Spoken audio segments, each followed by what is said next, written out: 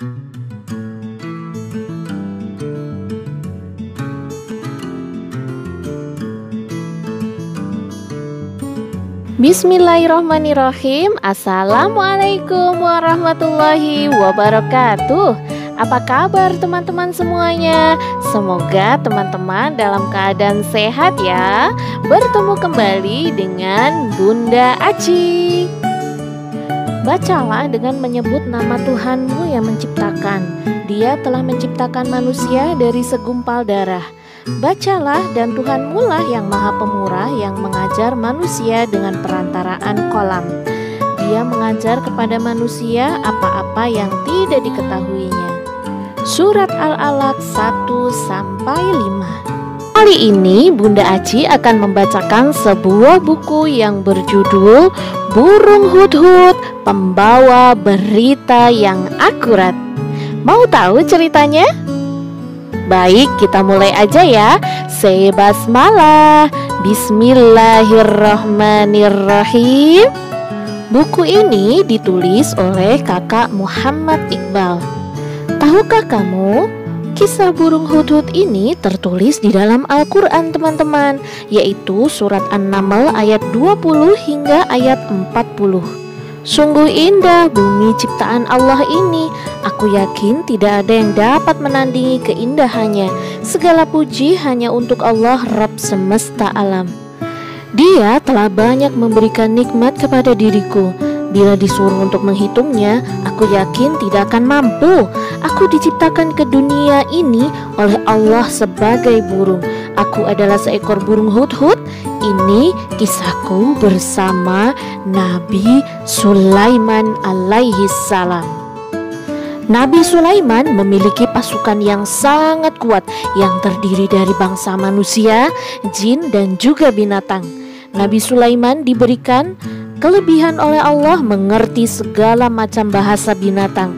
Dia juga memiliki istana yang sangat megah dan indah. Kebiasaanku adalah terbang menjelajahi daerah-daerah baru. Ku terbang melewati kebun-kebun anggur, kurma, dan juga kebun gandum yang sedang dipanen oleh manusia. Aku terbang ke tempat yang baru. Dari kejauhan aku melihat ada sebuah bangunan yang indah. Lalu aku hinggap di bangunan itu dan memperhatikan sekelilingku. Berada di mana ya aku sekarang? Bisikku di dalam hati. Sepertinya aku tersesat. Tiba-tiba ada suara yang menyapaku. Hai kawan, sepertinya kamu tersesat, tanya burung merpati. Iya, aku dari bumi Nabi Sulaiman, jawabku kemudian. Burung merpati itu memberitahuku bahwa aku sedang berada di kerajaan Ratu Balqis. Lihat kawan, dia adalah Ratu Balqis, ucap burung merpati. Aku sungguh terkejut. Dia dan para penduduknya menyembah matahari. Apa mereka menyembah matahari? Bukankah tidak ada Tuhan selain Allah? Jawabku. Aku harus segera melaporkan peristiwa ini kepada Nabi Sulaiman.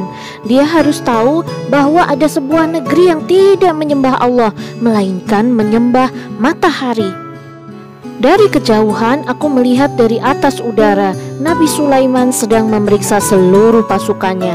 Aku mendengar Nabi Sulaiman bertanya tentang keberadaanku, namun tak ada seorang pun yang tahu keberadaanku. Aku segera mendarat.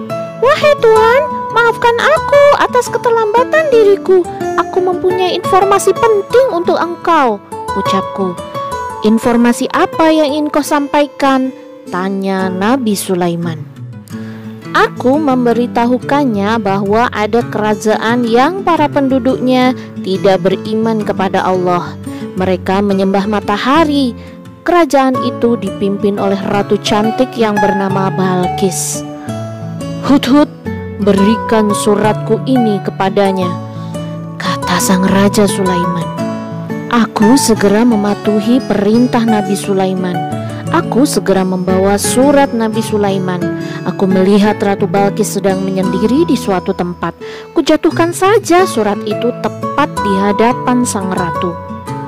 Kemudian Ratu Balkis menjelaskan perihal isi surat itu kepada para amir atau pejabat kerajaan. Ada seorang nabi Allah, nama Sulaiman, mengajakku dan kalian semua untuk beriman kepada Allah, kata sang ratu. Kemudian sang ratu berkata, aku akan mengirimnya utusan untuk memberikannya hadiah istimewa.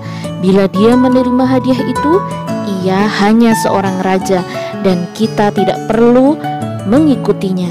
Namun, kalau dia menolak hadiah yang kita berikan, ia adalah seorang nabi yang wajib kita patuhi perintahnya. Sebelum utusan Ratu Balkis sampai di kerajaan, aku sudah tiba di sana terlebih dahulu. Aku melihat Nabi Sulaiman menemui utusan dan dengan halus ia menolak semua hadiah pemberian Ratu Balkis. Utusan Ratu Balkis pun sangat takjub kepada Nabi Sulaiman. Keesokan harinya aku melihat Ratu Balkis bersama ajudannya datang ke istana Nabi Sulaiman. Dia terkesima dengan istana Nabi Sulaiman yang sangat indah.